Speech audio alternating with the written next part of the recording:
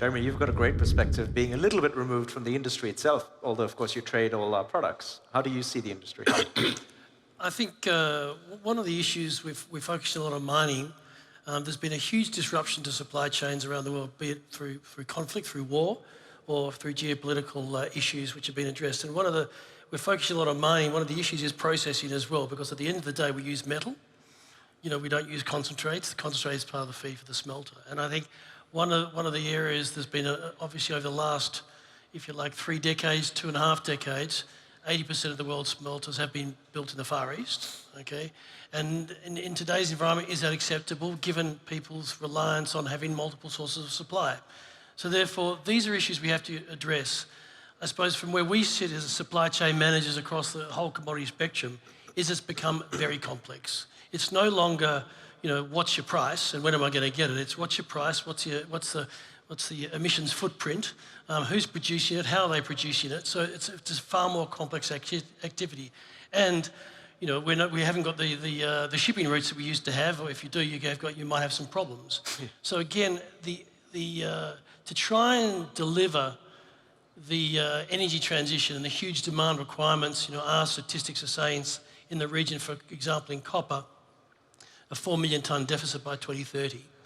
These are very significant deficits. We have to move, we have to change. Mining is a very big part of it. We have to develop these resources. We also have to develop the processing and make sure that we get it to market. The only other thing I'd also like to comment on is that technological change is also making it quite uncertain. If you look at what the battery market's done, if you had a cobalt mine, 5 years ago, you were sort of saying, well, we're in a great position.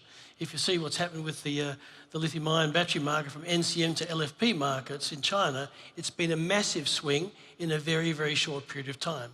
So therefore, as it was said before, you're making very, very long-term investments, yet with technological changes, there's absolute challenges which are coming to the fore. So these are some of the dynamics which the industry has to deal with.